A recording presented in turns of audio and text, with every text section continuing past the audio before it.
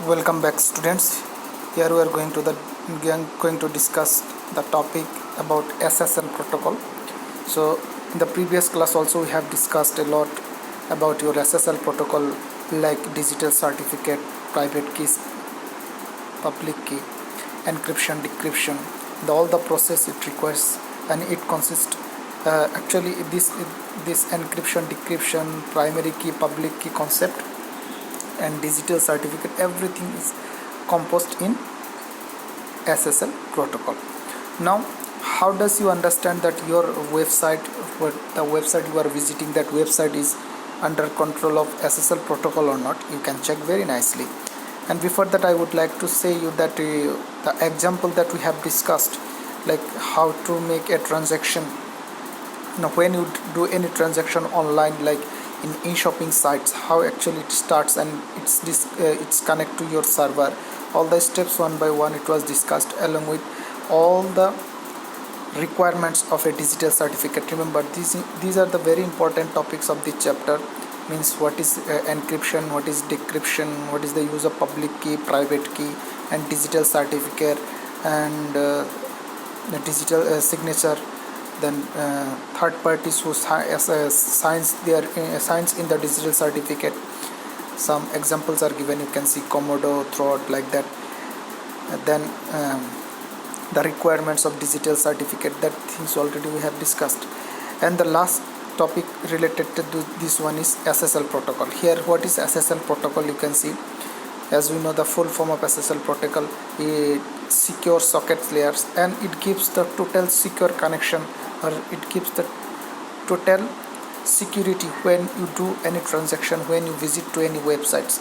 So how could you understand that your website or the website you are visiting, that is secured with SSL protocol or not? Simply you can see, when you type any URL, you can see this is the URL. In this URL you can see here it is HTTPS, not only HTTP. HTTPS, S means secure comes from SSL protocol. So whenever you visit to any website, if you see that it is coming HTTPS request to your server, then you can understand this is a secure protocol which is under control of SSL protocol. Okay, so when you visit to such kind of website, you can see one lock icon. You can see this is a lock icon, it is appearing, which is totally encrypted and decrypted websites. Okay, it is totally secure. You can see this lock icon. So sometimes question comes, this actually when you visit to any website, like any say SSL protocols website controlled by SSL protocols, if you visit such kind of website, what type of icons actually it displays? Sometimes it comes about true false, it displays a key icon, but actually it is not key, it is a lock icon. Remember, whenever you visit to such kind of websites, it will display a lock icon. You can see a lock icon appears in the address bar. Okay, next we see the next topic, it is IT and ICT. So this topic just you need to read one or two times, then it will come in mind very easily, and you can remind this, it can remain in your memory for a long time, because very easy. Okay, now you can see what is IT and ICT. Full form of IT and ICT, all of you know, I think. IT, information technology, ICT, information communication technology. As you know, what is the things under it comes under IT. As we say IT, everywhere it is IT. And Bangalore, we can say IT hub, where all the information technologies products actually is being developed. IT hub of India, we can say Bangalore is the IT hub of India. So what is IT and ICT? Very simple here. First of all, you see, IT you have got since class 3, I think, about your computer system. Okay, what is printer, what is your, that means scanner, and some of the softwares also. Okay, may not be that means when it comes about your internet, that means that time we are actually discussing about ICT. So forget about internet, simply you come to the simple networking system. A network may not have internet connection. Even like in our lab also we have a network LAN connection, but there is no internet. Okay, this is also one kind of network. So IT means where, that means any organization, any company, if they are running in IT system, means they have all the computing devices, okay, like printer, scanner, like computer system, and they have even softwares also to control their data, to store their data, to get information very rapidly. So for that they are using software to organize their data, process their data, to get information, as we know. So these are the part of IT. Okay, remember, it refers IT. But when it comes about ICT, another term it comes communication. So when communication term it comes, so you have to think about internet broadcasting technologies, audio, video, messages, like that. We can the conversation may take place in place of like VTC, or you can make a video call like that, VTC, audio call also. Okay, and streaming videos we can watch. Okay, so this kind of things it comes about your ICT. So now the terms you see one by one. Three terms means of ICT. So information, as we know, what is information? The information is the processed data. As we know, data is provided. So many times it is explained what is data and what is information. When you have data and if you process the data, you will get information. Simple, if after your exam all the marks that you will get, these are the data. So from the marks you will get the information that what is your percentage, what is your if someone asks what is your percentage, that means you have to calculate all the marks and you have to find the percentage from your marks. So these marks are processed. After processing you get the percentage and you tell the percentage, and it is if you have got any position or anything others like that. So these are the informations anywhere like that. If someone asks about your address, you also say about your address, that my district is, my hometown is that, my village name is this, my father name, my mother's name. So like that, your father's, mother's, their occupation. So if you want to say everything, this all the things are comes from data. Okay, data. So this data is what? Your village name is your data, your father's name is your data, your mother's name is your data, your district name is data. So from there you produce your information. Okay, so this is called for information. Then communication, what is communication? It refers how the information is verified. You have to store the information, actually it is coming or not, it is actual data is provided or not. So everything will be verified by the communication process. Distributed, kept secure, you are giving security to your information. Okay, distributed among all this information. So these are part of communication. And technology, through which devices, this technology may be your hardware or it may be software, in the form of both hardware and software, it can be distributed. So these are the tools refers to process your data. Okay, to process your data, to get the information, and also using this in technology you can store, you can distribute. So ultimately this communication coming from the next of the part, that means information and communication. It is the related to information. So technology is the responsible who will produce information from data, and after that this information can also be kept secured, or it can be also distributed among people.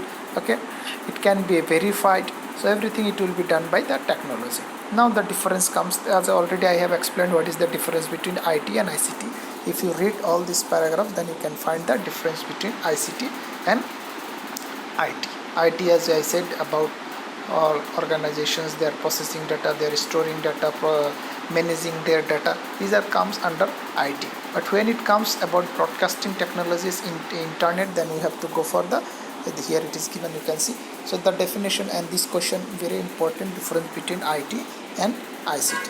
Then here it is also given that nowadays ICT is being used everywhere. Yes, without internet, where you can find any organization that don't have internet connections. So this ICT is being used now everywhere.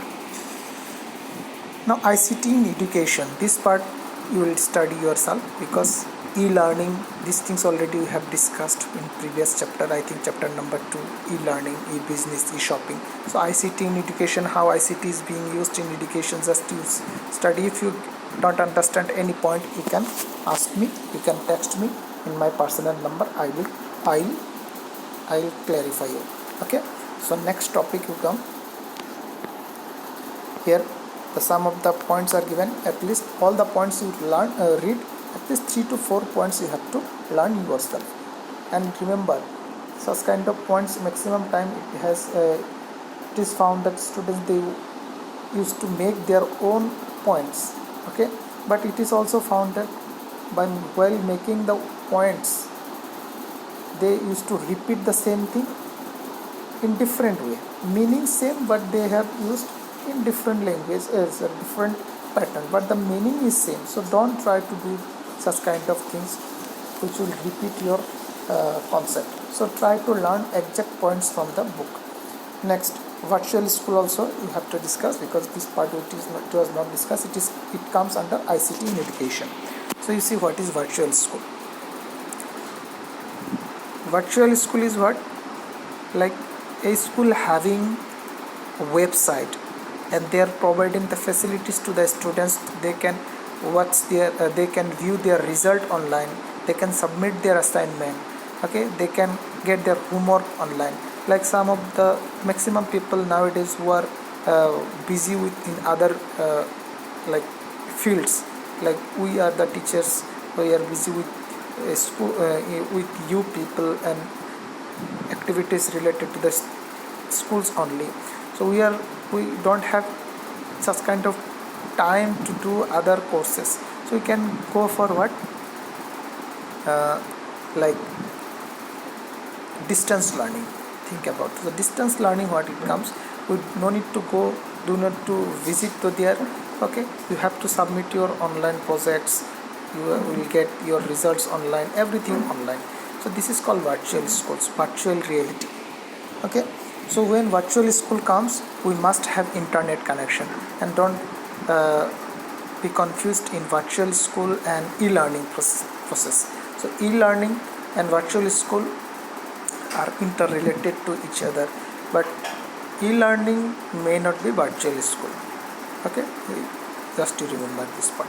So virtual school is about your website is produced by your organization, like in your schools or colleges, and every facilities are available online. This is called virtual school. The definition of virtual school very important. The virtual school is defined as the provisions of educational facilities on the internet. Remember, internet must come, okay. So what are the points about virtual school? It is given. You see, the advantages of virtual school has the following features. What are the features of a virtual school? It is very important question even. Available 24/7. That means you can visit anytime, whatever you want, to get information about your academic discipline, whatever it is there, about your cultural programs, all updates are available. So no need to visit your school physically, simply you can view online. Academic policies, rules, regulations, everything are online, so you can read these things. So before taking admissions to any such kind of schools or colleges, you should go all the policies. You can download even the prospectus, you can download even the form, you can take online admission, you can transfer money online. So these are part of what virtual school. Students can complete their home assignments as post directly to the websites. Quick evaluation by the teachers. Yes, teachers can view the assignments wherever they are, they can evaluate this very easily. Parents can also access the assignments and the other information relevant to their children. So parents also very much will be active. They will very much active, that they can get information anytime, whatever they want about their world, about their children. Okay, these are the points about virtual schools. Just remember, you have to learn at least 3 to 4 points. Then ICT healthcare, ICT in governance. These topics you have to study yourself. Okay, if you have any problem, you can ask, because such kind of things already we have discussed, and these are the homework as I am giving to you. You have to study, and if you have any problem regarding any points, just to click the photo and show the points and ask me that I have doubt on this in this point. Okay, so next page you are going. Here, ICT in business. This part we will discuss. What is ICT in business? About the e-business, e-shopping already we have discussed. So the other parts of the ICT that it is being used in business, like we can use a credit card, we can use debit card, we can transfer online money. So what are the parts actually here? What are the terms actually used? Here improving production using CAD and CAM robotics. Here what does it mean?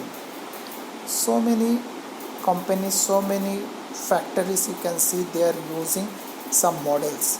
They are some using what? Robotics for their production. Okay, so this is comes under the business. Robots are being used. And what is CAD? CAD, computer aided design and computer aided machine. Okay, it can be. So design means whenever you see some constructions companies also, they can use some engineers, they are doing right now 3D design about the building, about any constructions they can view, they can give 3D view. So using this computer aided design or computer aided machines also, some machines are there like robotics, computer aided machines, they can be used in business very easily. And some of the softwares or hardwares are also used in the business. First, electronic point of sales. What is electronic point of sale? You see, this keeps the sales database up to date in a real transaction, mostly through barcodes, reduced inventory production and marketing cost, and maintains accurate records resulting in increased profits.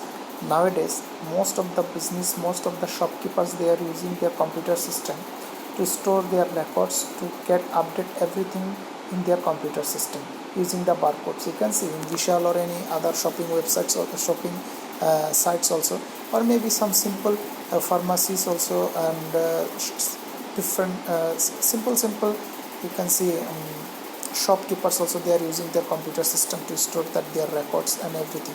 So this is a part of electronic point of sale, because they can get their information about their business, about their profit, about their stock, everything very easily from your computer system. So it's very easy to find information about their data. Next, electronic data interchange. Using this method, sales and stock information is automatically sent to the head office of this organization. Now see, if you are running a business across the globe, or maybe within India, you have different branches in different cities, and you cannot visit each and every branch to every day.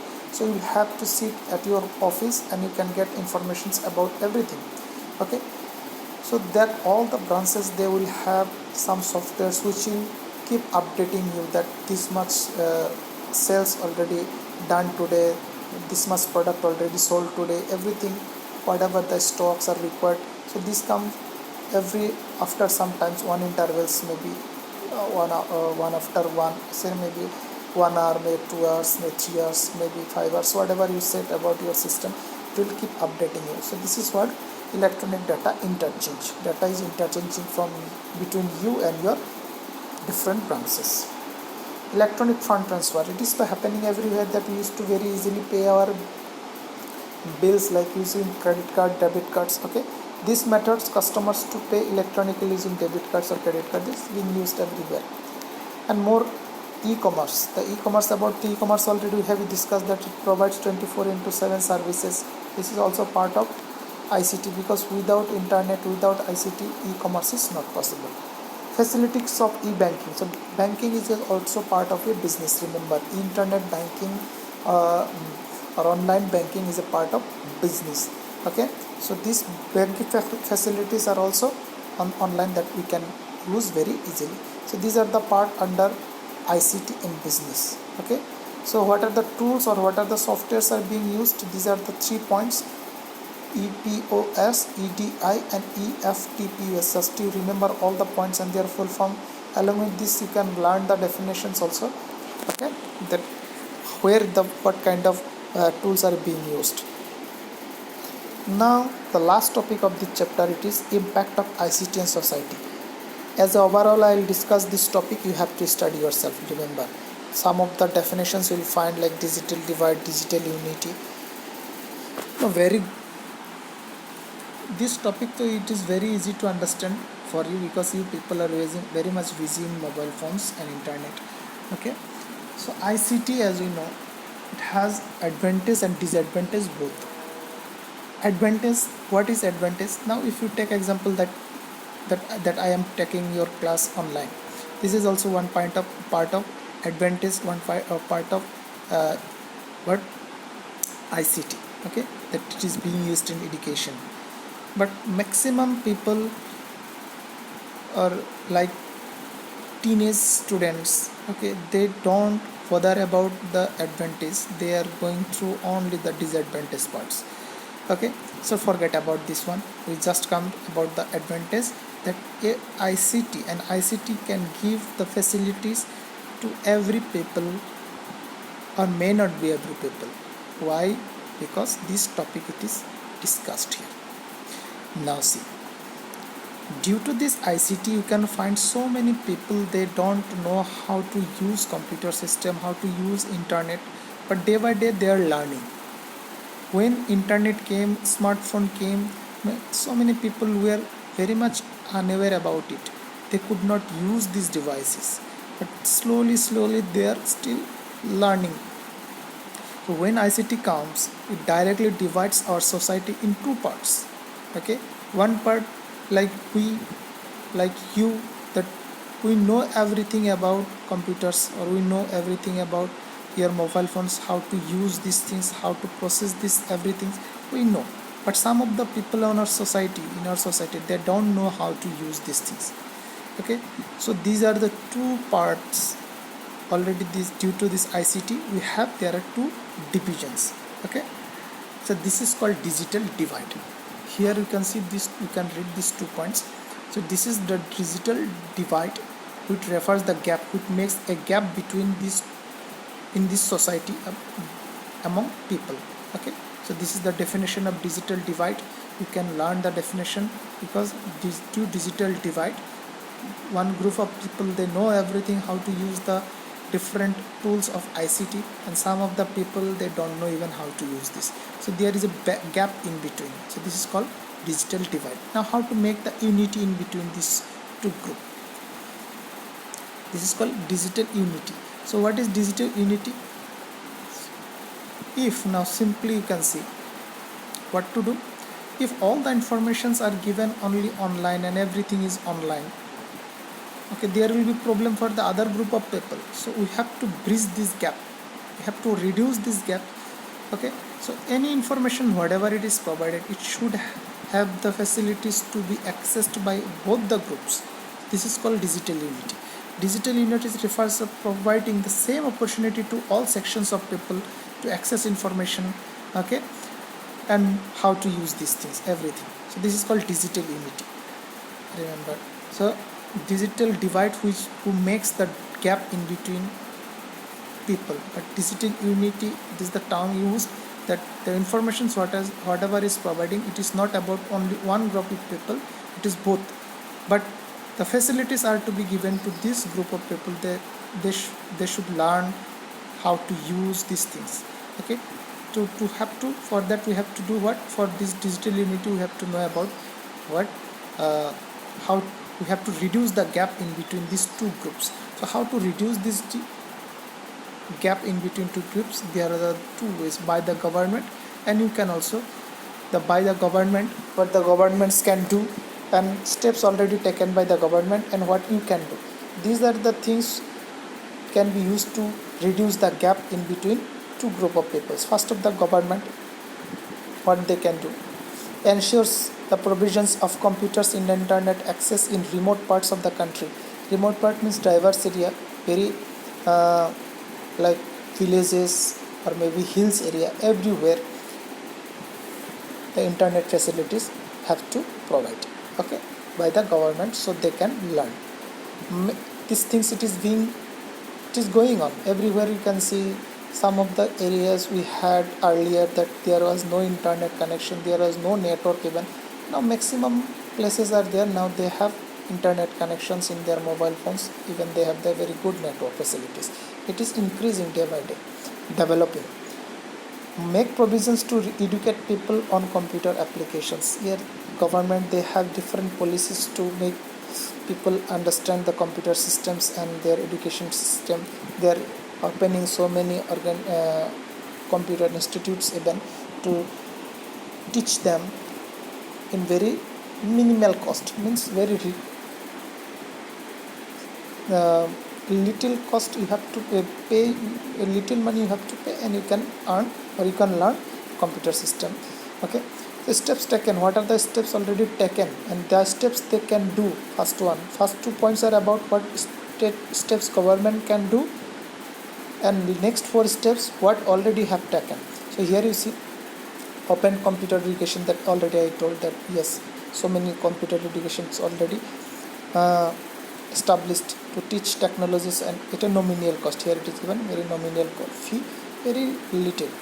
Okay, encourages computer education in all schools. You can find maximum schools nowadays they have their computer education system. Distributed tablets in schools and higher education institutions, they are providing. You can see in government schools they are providing computers, and in colleges also they have provided so many computer systems to teach the students. Imparts computer education to parents. Okay, in some schools also they have the facilities to teach their parents also to about your computer system, how to use internet, how to use how to use websites. Why this is important? Because some of the institutes they have the virtual school system. They used to provide their results online. They have used to give the grade, marks, assignments, everything online. So their parents must know how to use the websites. So they have a facilities to impart education and to impart computer education to their parents also. So these are the steps already taken by the government. So steps that can be taken by you, but the steps you can take. These are the 2 steps to reduce the gap. Remember, if such kind of things or such kind of practices are being done, then ultimately one day this gap between two people will be reduced. We will have a digital unity. Steps that can be taken by, if you have an old computer system, here it is given, you can donate to any organizations, and you can buy. Who cannot buy? Okay, you can give to any organization, you can give to any school, you can give to any person also. Even you can give to a person so he can learn about computer system. You can help someone, it is being done. The last point, every time you do with your parents, because some of the parents you have, they don't know how to use, but you used to teach them that you how to use WhatsApp, how to use Facebook, how to send messages, how to make a video call, audio call, everything you used to teach them, and you have to do. Whenever you do, you can reduce the gap between these two groups. Remember, so assist them through demonstration, how to use that. This is called demonstration, just to show them. So these are the part you can take. Now the last topic of this drawback of ICT. What is the disadvantage about this? So very simply I will say, but you have to read the whole paragraph. Here one definition it is given: infomania, not informania. Remember, there is no R. Infomania, like you. So many among you I know infomania problem is there.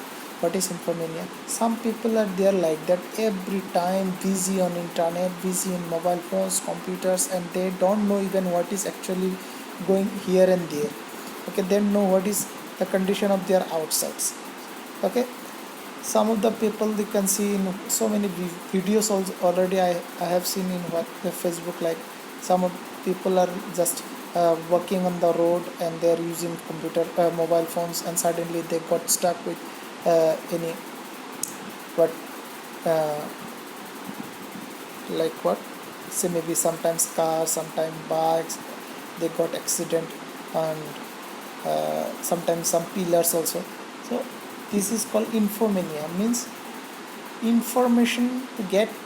Mania is like a disease, so to get information. So this is what kind of disease? To get information, and you have that mania, that disease, just you want to acquire knowledge you can want to get. You are busy on internet, but you don't bother about what is the condition around you. Okay, so this is called infomania. This infomania should not have with you. Remember, okay, you have to spend times with your parents, with your family, with your society. Okay, should not be engaged every time in mobile phones and internet. Okay, the definition, you just remember this definition, very much important definition of infomania. You read this topic. Okay, So already we have completed 8 chapters. Okay, among 9 chapter, 1 chapter remain, and this chapter is chapter number 12, and which is very difficult, as you know, to explain online. Yes, I can explain, but you will not understand anything. Maybe 1 or 2% of the chapter contents you may understand or may not be. Okay, so as soon as school resumed, I will start that chapter. When school will resume, that chapter will be discussed. But the question answer I will provide of chapter number 12 very soon. The chapter number 13th already I have provided. And remember, you must study the entire book, not even a single lines you can skip. Everything you have to study, and if you have any confusion about any lines, just to mark it and send in my WhatsApp number so I can help you. Okay, so you can say completed syllabus only one chapter, because that chapter cannot be taught online. And next I will provide the fill in the blanks and true false whatever remains in the chapter. Okay.